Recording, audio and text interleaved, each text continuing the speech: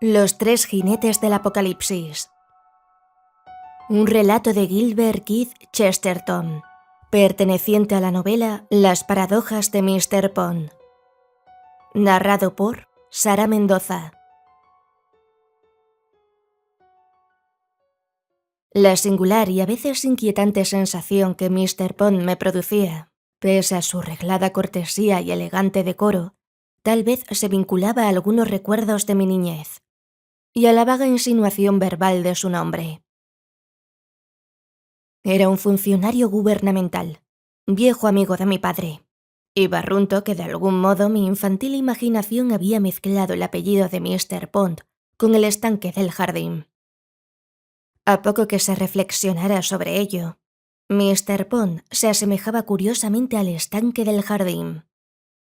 Durante la mayor parte del tiempo era igual de sereno, igual de límpido y claro, valga la expresión, en sus habituales reflejos de la tierra y el cielo y la hermosa luz del día. Y sin embargo yo sabía que en el estanque del jardín había algunas cosas raras. Una de cada 100 veces, 1 o 2 días en todo el año, el estanque parecía enigmáticamente distinto, o su lisa tranquilidad era interrumpida por una sombra fugaz o un relámpago. Y un pez o un sapo o alguna criatura más grotesca se mostraba al cielo. Y yo sabía que también en Mr. Pond había monstruos. Monstruos mentales que emergían solo un instante a la superficie y luego retornaban a las profundidades. Se presentaban en forma de comentarios monstruosos en medio de su charla razonable e inofensiva. Algunos interlocutores pensaban que a la mitad de una conversación harto juiciosa se volvía loco de improviso. Pero asimismo no tenían más remedio que admitir que de inmediato regresaba a la cordura. Quizá asimismo esta absurda imaginación caló en mi infantil ánimo porque, en determinados momentos, la propia estampa de Mr. Pond era muy similar a la de un pez. Sus modales eran no solo asaz corteses, sino asaz convencionales. Convencionales eran sus ademanes mismos, a excepción de su eventual gesto de tirarse de la puntiaguda barba, gesto que especialmente realizaba cuando, por último, lo obligaban a ser explícito respecto de algunas de sus sorprendentes afirmaciones peregrinas. En tales momentos solía avizorar cual un búho y mesarse la barba, lo cual producía la hilarante consecuencia de causar que se le abriera la boca. No menos que si se tratase de la boca de una marioneta manipulada mediante cabellos en vez de alambres. Este raro abrir y cerrar ocasional de la boca, sin que articulara palabra, presentaba una pasmosísima semejanza con los lentos movimientos de las boqueadas de un pez, pero jamás se prolongaban más allá de unos segundos, durante los cuales, me figuro, Mr. Pond engullía el enojoso requerimiento de sus oyentes de que se les aclarara qué diantres había querido significar. Una tarde, Mr. Pond conversaba harto juiciosamente con Sir Hubert Wotton, el conocido diplomático. Estaban sentados en nuestro jardín bajo unos enormes toldos de rayas de alegres colores, a modo de parasoles gigantescos, mirando hacia el estanque con que yo lo había relacionado contumazmente. Por un acaso hablaban de una parte del mundo que ambos conocían mucho y que la inmensa mayoría de los habitantes de Europa occidental conocen muy poco. Las vastas tierras anegadizas y pantanosas de Pomerania y Polonia y Rusia y distritos limítrofes, las cuales se extienden a la cuenta hasta los desiertos siberianos. Y Mr. Pond recordó que en una de esas zonas de profundas ciénagas cortadas por lagunas y lentos ríos, hay un estrecho camino único flanqueado por empinados terraplenes. Una senda no peligrosa para el caminante, pero escasa para que la transiten 2 jinetes lado a lado. Este es el principio del relato. Aconteció en una época no muy lejana, pero en la que aún se empleaban tropas de caballería, aunque ya más para correos que para combates. Baste decir que la acción se desarrolló en una de las muchas guerras que han devastado esa parte del mundo, si es que es posible devastar un desierto. Previsiblemente tal guerra concernía la opresión del Estado prusiano sobre la nación polaca, pero aparte este dato, Sería digresivo formular la política del conflicto o debatir ahora razones sin razones. Contentémonos con indicar, para nuestro esparcimiento, que Mr. Pond entretuvo a los oyentes con un enigma. «Supongo que recordarán ustedes haber oído hablar», dijo Pond, «de todo el revuelo desencadenado por Paweł Petrowski, el poeta cracoviano, quien hizo dos cosas bastante peligrosas en aquel tiempo: mudarse de Cracovia a Poznań e intentar ser simultáneamente poeta y patriota. En aquel momento la ciudad a donde se había mudado había sido tomada por los prusianos. Se hallaba situada exactamente en el extremo oriental del largo camino flanqueado por terraplenes.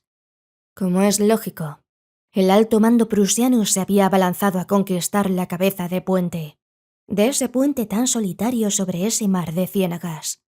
Pero su cuartel general estaba en el extremo occidental del camino. El célebre mariscal von Grock ostentaba el mando supremo, y los húsares blancos, el regimiento en que fuera soldado y que seguía siendo su regimiento predilecto, era el que estaba acampado junto al término occidental del alto camino largo. Excusado es decir que todo era impecable.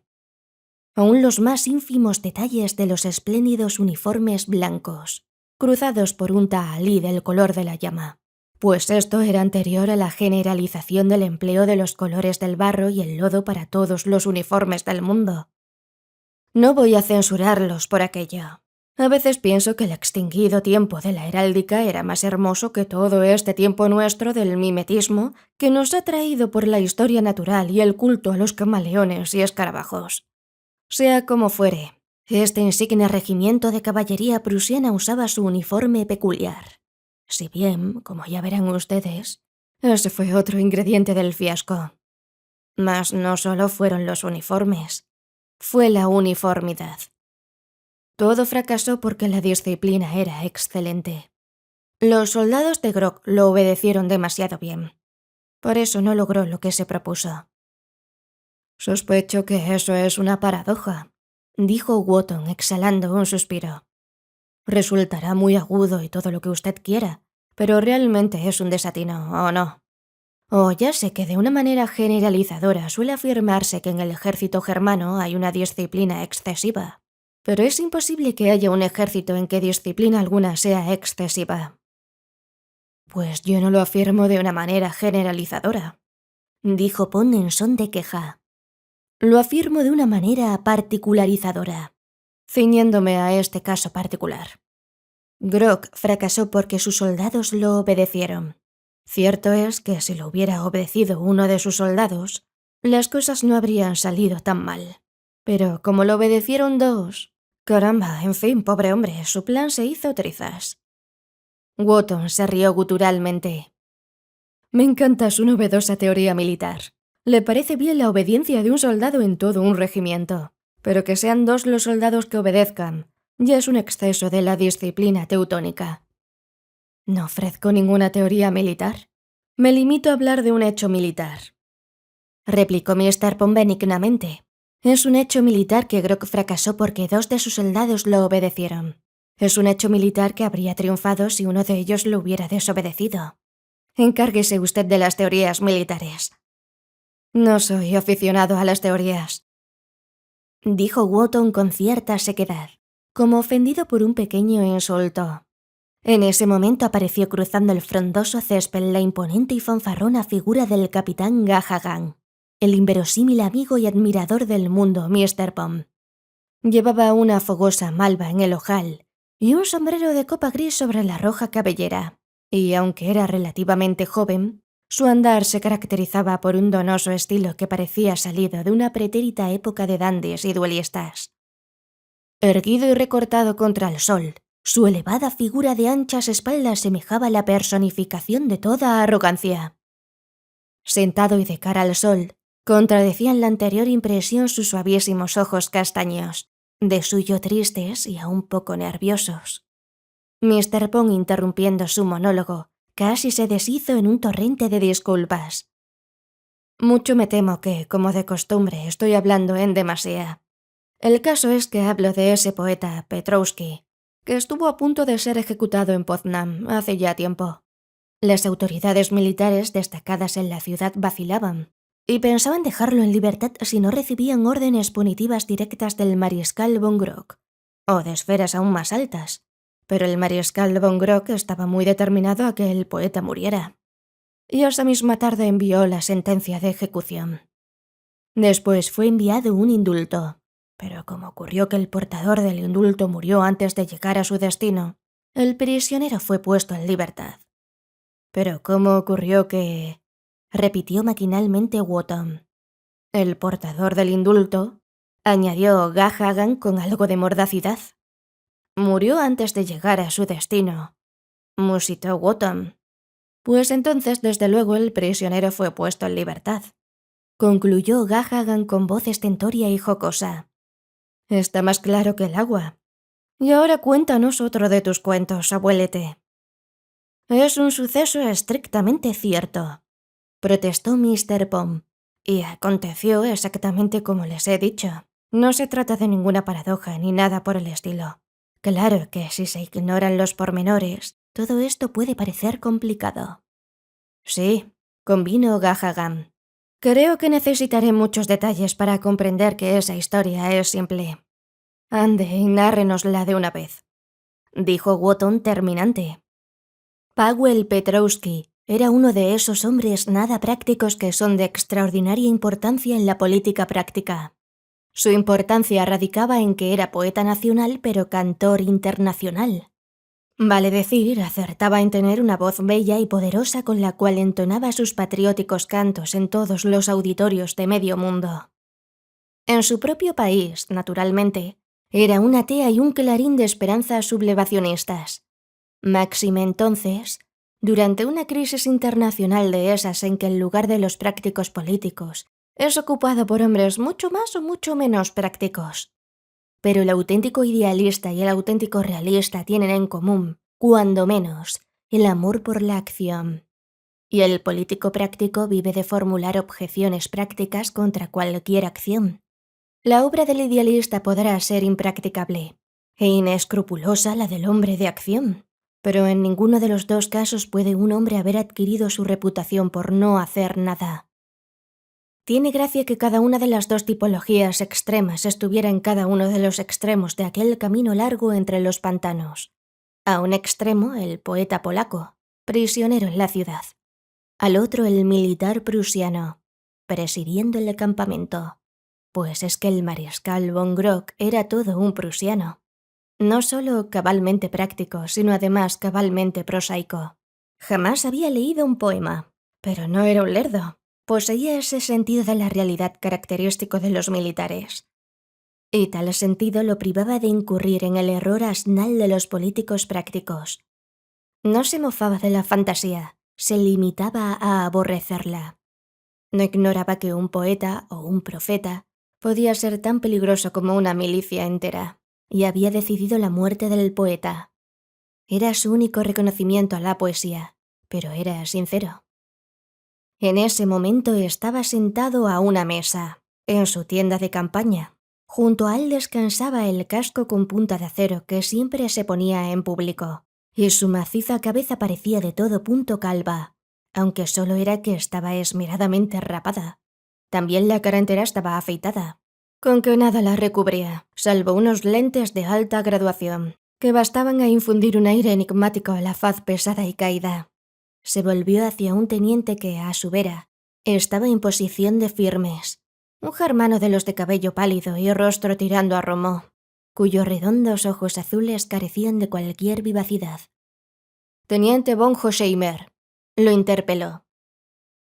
«¿Ha dicho usted que esta tarde Su Alteza visitará este campamento?» «A las 7:45, mi mariscal», contestó el teniente, que parecía poco dado a hablar, cual un animal grande que apenas dominara tal destreza. «En tal caso estoy aún a tiempo», dijo Grock, «de mandarlo a usted con la sentencia de muerte, antes de que Su Alteza se presente aquí. Debemos servir a Su Alteza de todas las formas, pero especialmente ahorrándole molestias innecesarias. Ya las tendrá de sobra con pasar revista a la tropa. Cerciórese de que todo se pondrá a disposición de Su Alteza. 1 hora después, Su Alteza partirá para visitar el siguiente puesto avanzado. El masivo teniente ofreció tenues signos de vida, realizando un amago de venia. Desde luego, mi mariscal, todos debemos obedecer a Su Alteza. Lo que he dicho es que todos debemos servir a Su Alteza, repuso el mariscal. Con un movimiento más brusco de lo que era su costumbre, se quitó los gruesos lentes y los arrojó sobre la mesa. Si los estólidos ojos azules del teniente hubieran sido perspicaces, y además les hubiera sido dable redondearse más, se habrían abierto de hito en hito ante la transformación operada a merced a aquel gesto. Fue como la remoción de una máscara de hierro. Un momento atrás, el mariscal von Grock se parecía extraordinariamente a un rinoceronte, con sus pesados pliegues de coriácea mejilla y mandíbula. Ahora era otra distinta clase de monstruo. Un rinoceronte con ojos de águila. A casi cualquier espectador el frío resplandor de esos ojos viejos le habría sugerido que en el mariscal había algo que era no solamente macizo, que por lo menos en él había algo acerado y no meramente férreo. Pues todos los hombres viven por un espíritu, aunque sea un espíritu malvado, un espíritu tan ajeno a la comunidad de hombres cristianos que apenas si estos sabrían decir si es bondadoso o malvado. Lo que he dicho es que todos debemos servir a Su Alteza, reiteró Grock. Hablaré con más claridad y diré que todos debemos salvar a Su Alteza. Para nuestros reyes, ¿no es ya suficiente con ser nuestros dioses? ¿Acaso no ha de bastarles con que otros los sirvan y los salven? Somos nosotros los que deben servir y salvar. Rara vez el mariscal von Grock hablaba, o siquiera discurría en el sentido en que entienden el discurso las personas intelectuales. Y normalmente se verá que, cuando los hombres como él llegan a discurrir en voz alta, prefieren hacerlo dirigiéndole las palabras a su perro. Inclusive hay cierto deleite paternalista en ostentar ante el perro vocablos elegantes y razonamientos especiosos. Sería injusto equiparar al teniente von Hosheimer con un perro. Sería injusto para el perro, que es una criatura sensitiva y espabilada. Sería más exacto decir que Grock, en este infrecuente momento reflexivo, experimentaba la comodidad y la tranquilidad de sentirse como si reflexionase en voz alta ante una vaca o una berza. Una y otra vez en la historia de nuestra casa real, ha sido el sirviente quien ha salvado al señor. Prosiguió Grock, y casi siempre sin alcanzar más recompensa que sinsabores, al menos por parte de la opinión pública, que siempre esgrime sentimentalismos contra lo eficaz y lo contundente. Pero así y todo, los sirvientes hemos sido eficaces y hemos sido contundentes. Reprobaron a Bismarck por engañar a su mismísimo señor en lo del telegrama de Ems. Pero aquello convirtió a su señor en amo del mundo. París fue capturada, Austria fue destronada, y nuestra nación quedó a salvo. Esta noche Paweł Petrowski habrá muerto, y nuevamente quedaremos a salvo. Por eso lo envío a usted con esta inmediata sentencia de muerte. Comprende que llevará la orden para la ejecución urgente de Petrowski y que no deberá regresar aquí hasta verla cumplida. El inexpresivo Hosheimer asintió. Aquel mandato lo comprendía muy bien. Y sí, tenía algunas de las virtudes de un perro. Al fin y a la postre, era valiente como un bulldog y podía ser tan leal hasta la muerte. Debe usted coger un caballo y partir sin tardanza, continuó Grock, y esmerarse en que nada lo demore o impida su misión. Sea a punto fijo que esta noche ese majadero de Harheim pondrá en libertad a Petrowski a menos que reciba órdenes explícitas. Apresúrese. Y el teniente asintió de nuevo y salió a la intemperie.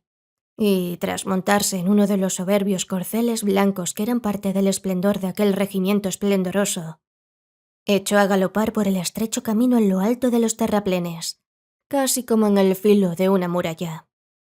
El largo camino que se adentraba en el sombrío horizonte, dominando los difusos contornos y tristones colores de aquellos inmensos pantanos.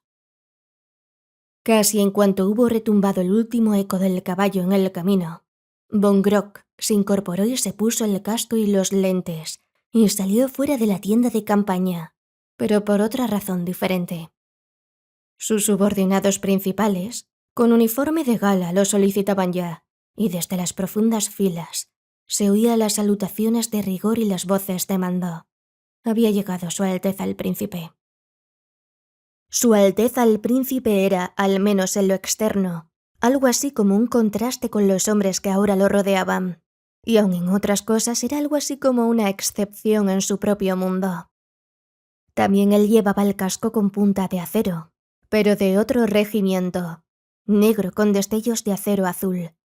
Y había algo entre incongruo y desacostumbradamente idóneo, de alguna anticuada manera, en la combinación de ese casco con la larga, oscura, desplegada barba, en medio de todos aquellos prusianos bien rasurados.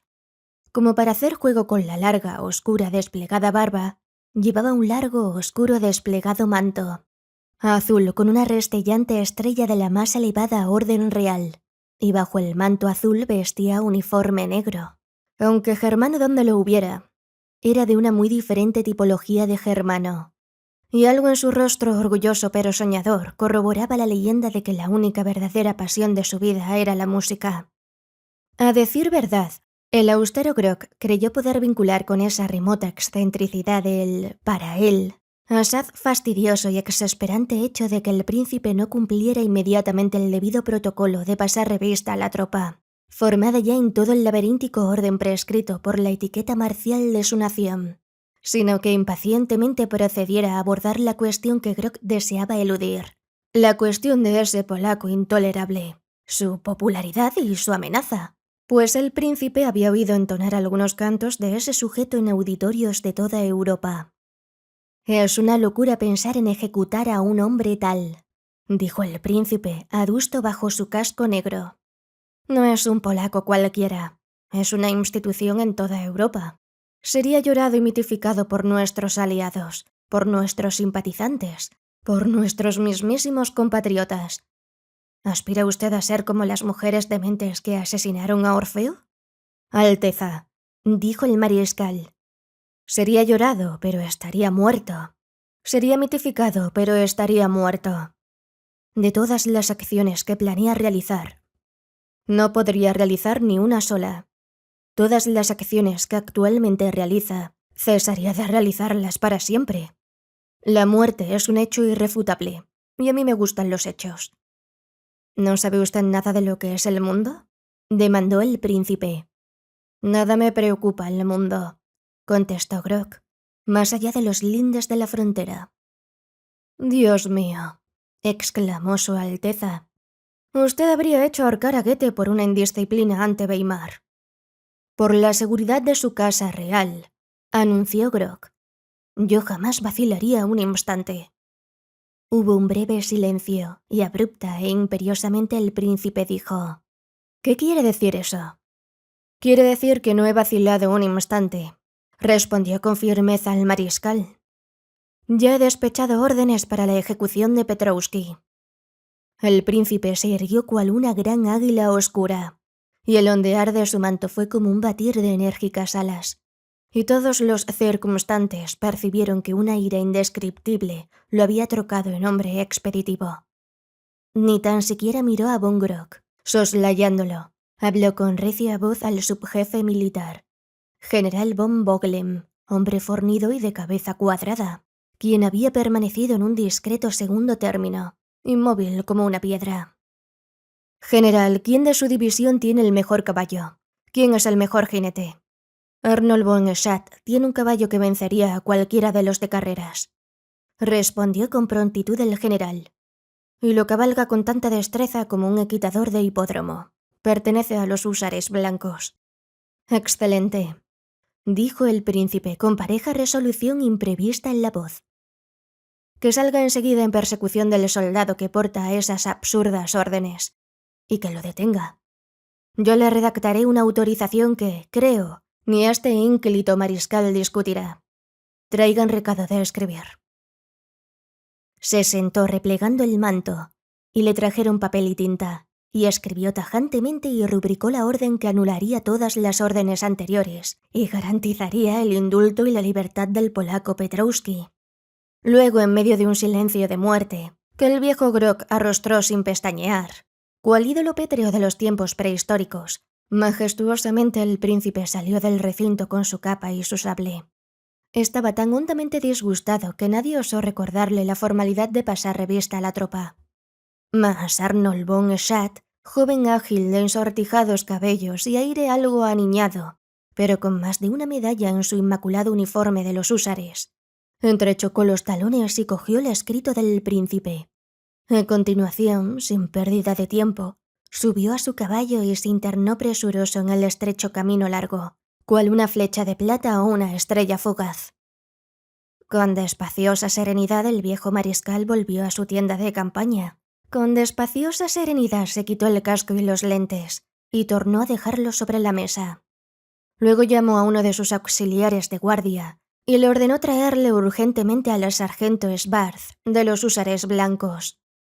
Unos instantes después, se presentaba ante el mariscal un hombre cadavérico y espigado, con la mandíbula surcada por una gran cicatriz, demasiado moreno tratándose de un germano, como si el tono de su tez hubiera sido oscurecido por años de batallas y humo y tormentas.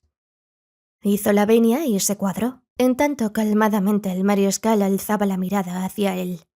Y aunque era muy vasto el abismo que mediaba entre aquel mariscal del imperio, que tenía generales a sus órdenes, y aquel sufrido suboficial, lo cierto es que, de todos los hombres que han hablado en este relato, solo estos dos se escudriñaron y se comprendieron más allá de las palabras. «Sargento», dijo el mariscal escueto, «2 veces ya lo he visto a usted antes de ahora. Una, creo, cuando ganó el primer premio del ejército en el certamen de tiro al blanco con carabina». Silencioso el sargento asintió. «La otra», continuó von Grock, «cuando le procesaron por ejecutar de un tiro a esa estúpida anciana que rehusó informarnos sobre una emboscada. El incidente dio mucho que hablar, aún en nuestros propios círculos. En favor de usted, no obstante, se movilizó una influencia. Mi influencia». Otra vez el sargento asintió, sin dejar de permanecer silencioso. El mariscal siguió su alocución de un modo distanciado pero chocantemente sincero. Su Alteza el Príncipe ha sido mal informado y desencaminado en punto a un aspecto esencial de su propia seguridad y de la patria. A instancias de tal tergiversación, acaba de despachar una temeraria orden para que pongan en libertad al polaco Petrowski, que debería ser ejecutado esta noche. Repito, que debería ser ejecutado esta noche. Al punto usted ha de salir en pos de von Schat, que es quien porta la orden de indulto, e interceptarlo.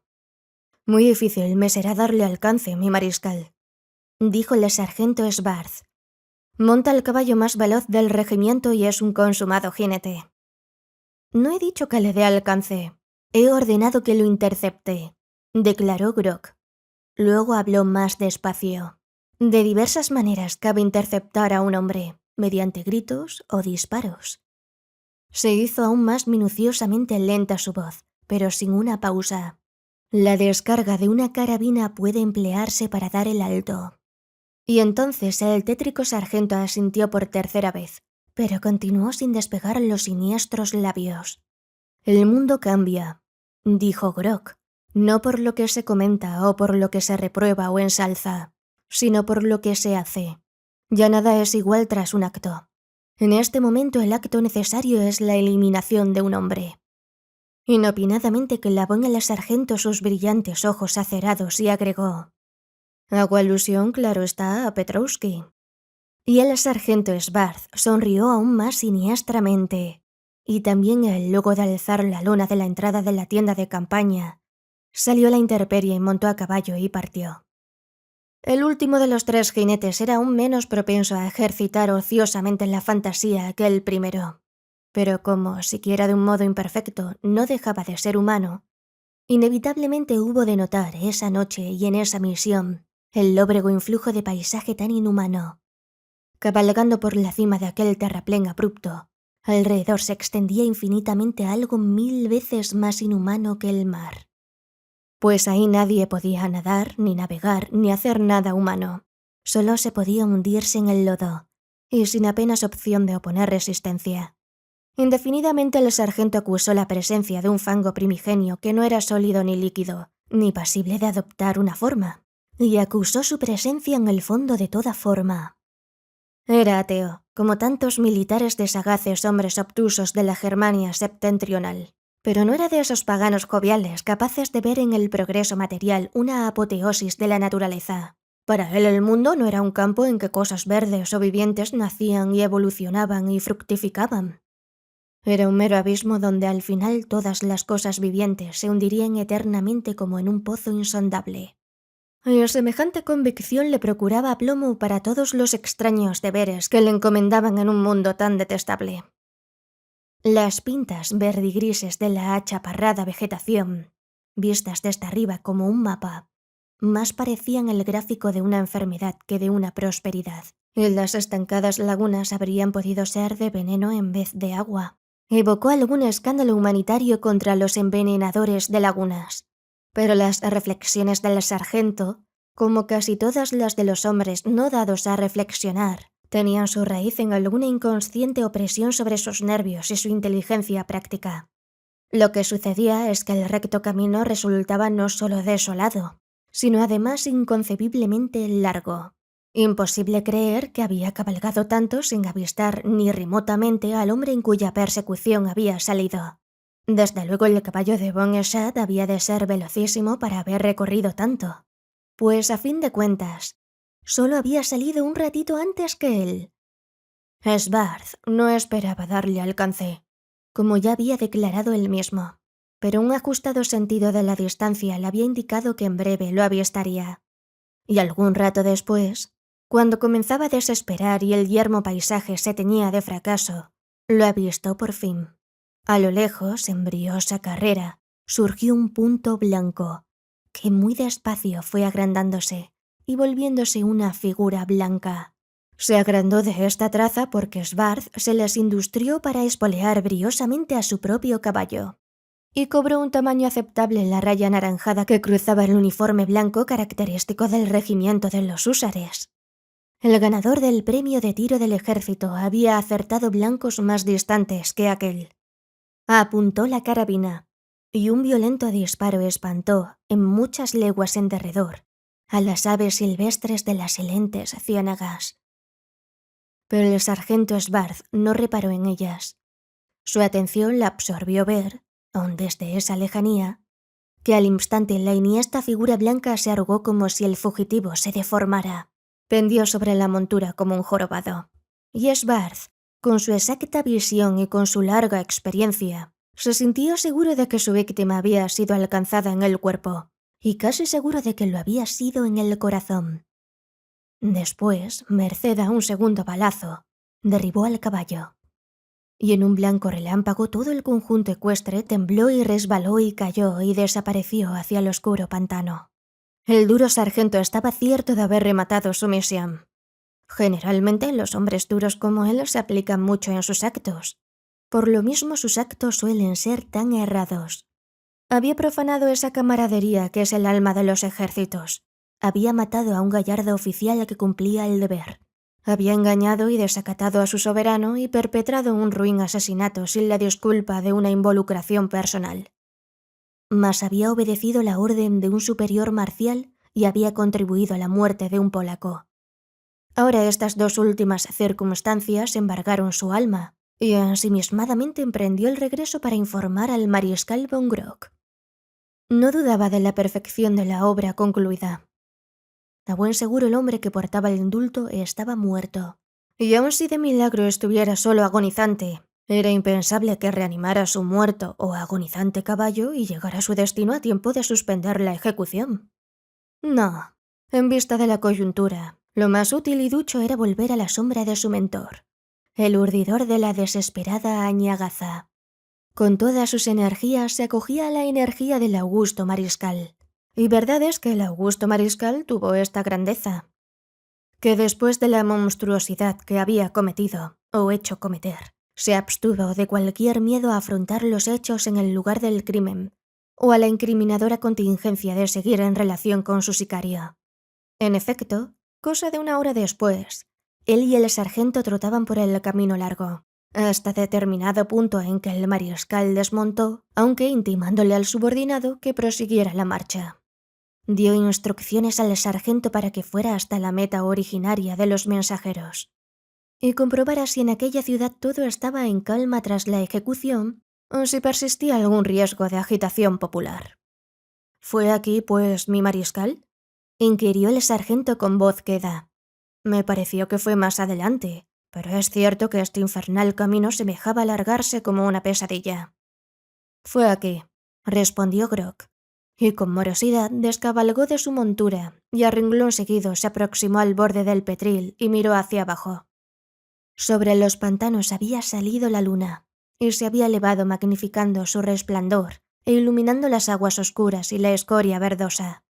Y en un cañaveral inmediato, al pie del terraplén, yacían formando una especie de luminosa y radiante ruina los restos mortales de uno de los soberbios corceles blancos y jinetes blancos de su antiguo regimiento, y la identidad no podía ser puesta en duda. La luna casi aureolaba el ensortijado cabello dorado del joven Arnold, el segundo jinete mensajero del indulto. Y bajo la misma luz sobrenatural brillaban no solo el tahalí y los botones, sino también las notorias medallas que declaraban su historial y los galones y símbolos de su grado. Bajo tan mágico velo de luz, habría podido tratarse de la blanca armadura de Sir Galahad, y ningún contraste podía ser más horrible que el que había entre la hermosa juventud yacente abajo y la inusitada figura granítica que la contemplaba desde arriba. Una vez más, Grog se había quitado el casco, y aunque tal vez este gesto fuera la vaga reverberación de un sentimiento funeral de respeto, su efecto ostensible fue que el enorme cráneo rapado y el pescuezo de paquidermo relumbraran pétreamente bajo la luz cual los de un monstruo antediluviano. Robs, o algún otro fantasioso grabador de las sombrías escuelas teutonas, habría podido dibujar semejante cuadro. Una enorme bestia, tan inhumana como un escarabajo, contemplando las rotas alas y la inmaculada armadura áurea de algún derrotado campeón de los querubines. Grog no rezó ninguna plegaria ni murmuró ninguna piedad, que en algún instante se conmueve aún la vasta ciénaga oscura. Y tal como suele acaecerle a semejantes hombres cuando por vez primera sienten vagamente una misteriosa necesidad de justificarse, trató de formular su fe única y controlarla con el universo desnudo y la luna insistente. Ante y después del hecho, la voluntad germana es la misma. No la mudan las vicisitudes ni el tiempo, a diferencia de las de quienes se arrepienten. Está fuera del tiempo, como una cosa de piedra que con una sola cara mirara hacia atrás y hacia adelante. El silencio que siguió duró lo suficiente para complacer su fría vanidad con una especie de impresión ominosa, como si una figura pétrea hubiera hablado en un valle de silencio. Pero la soledad volvió a entremecerse con un remoto susurro que era el creciente redoble de un galope, de manera que unos momentos después se le presentaba de regreso al sargento, tras furiosa carrera por el alto camino largo. Y su rostro, atezado y accidentado, ya no era solo tétrico, sino también horrífico a la luz de la luna. «Mi mariscal», exclamó haciendo la venia con llamativa tiesura. «He podido ver al polaco Petrowski». «¿Es que no lo han enterrado aún?», preguntó el mariscal, sin alzar la mirada y todavía sumido en cierta abstracción. «Si lo enterraron», dijo Svarth, «entonces ha alzado su losa sepulcral y resucitado de entre los muertos». Svarth miraba la luna y la ciénaga, pero en realidad, aunque distaba de ser un visionario, no veía lo que miraba, sino más bien lo que había estado viendo. Había estado viendo, sin margen de error, a Paweł Petrowski recorriendo sano y salvo la eufórica avenida principal de esa ciudad polaca, festivamente iluminada en toda su extensión. Imposible llamarse a engaño sobre la esbelta complexión y la romántica melena, y la afrancesada barba que figuraban en tantísimas revistas y álbumes. Y detrás había visto la ciudad pletórica de banderas y antorchas, y al pueblo entero inflamado de triunfante adoración al héroe, aunque acaso menos hosco contra las autoridades de lo que podía temerse, por cuanto festejaba la salvación de su mártir. «¿Quiere usted decir?», gritó Grog con estridencia súbita en la voz, «¿que han osado desacatar mi orden?». Svarth se cuadró y dijo: «Ya lo habían puesto en libertad porque no habían recibido órdenes de ninguna clase». «Pretende hacerme creer después de todas las peripecias de hoy», dijo Grog, «que de nuestro campamento no les había llegado mensajero alguno». «Ningún mensajero en absoluto», dijo el sargento. Hubo una pausa mucho más larga, y luego Grog dijo ásperamente: «¿Qué ha ocurrido en nombre del infierno? ¿Sabría explicarlo usted?» «He visto algo», dijo el sargento, «que me parece que lo explica». Cuando Mr. Pond hubo llegado hasta estas alturas de la narración, se interrumpió con una calmosidad exasperante. «¿Y bien?», dijo Gahaghan con impaciencia. «¿Sabría explicarlo usted?» «Pues se me hace que sí», dijo Mr. Pond tímidamente. «Miren ustedes, yo también hube de esclarecer el asunto cuando la información llegó hasta mi departamento ministerial. De veras, todo fue originado por un exceso de obediencia prusiana. También fue originado por un exceso de otro defecto prusiano, el desdén.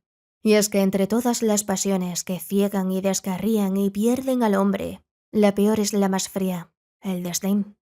Grog había hablado con demasiada espontaneidad ante la vaca. Había hablado con demasiado descuido ante la berza.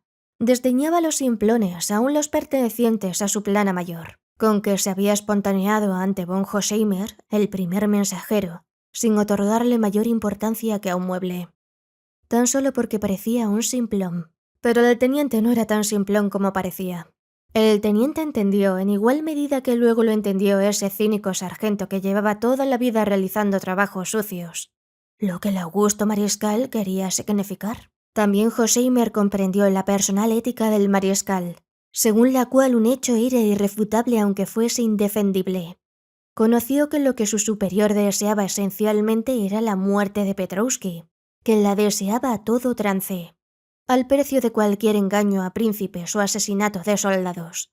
Y cuando se percató de que lo perseguía un veloz jinete, ni el propio Grog habría inferido con mayor inmediatez que debía deportar un indulto del príncipe.